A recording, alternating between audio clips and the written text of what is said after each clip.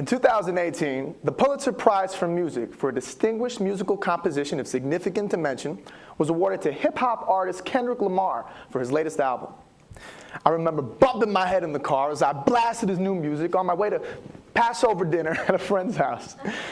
And then a song came on and Kendrick says, "I'm an Israelite." And I had to think for a second. The Israelites are the ancient ancestors of Jewish people. They were the slaves that escaped from Egypt that I was getting ready to go celebrate.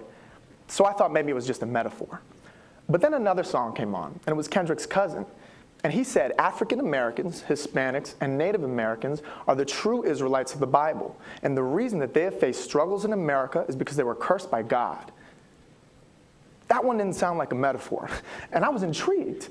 So as I investigated, I found a community of over 200,000 people in the United States that follow this belief system, and studies show it's growing. They call themselves Hebrew Israelites. They're a religious sect with many congregations, and they make very compelling arguments. For example, by genetically linking themselves to Jewish tribes in West Africa, which they explain was where many African slaves were exported from.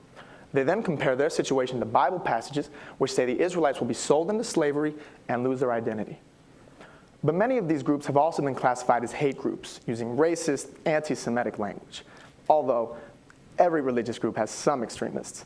But one pervading belief of Hebrew Israelites is that the current Jewish people are false, and that only people of color are related to the ancient Israelites. As a Jewish man, this worries me. I see a potential for conflict, especially after a Pulitzer Prize-winning album endorses some of these beliefs. As a master's student in communications, this is an opportunity to take what has primarily been an informal debate on social media platforms and by street preachers and turn it into an academic conversation to try and avoid this conflict. My research examines the arguments and rhetorical strategies of a Miami-based Hebrew Israelite group associated with Kendrick Lamar's cousin, and that the Southern Poverty Law Center deems a hate group.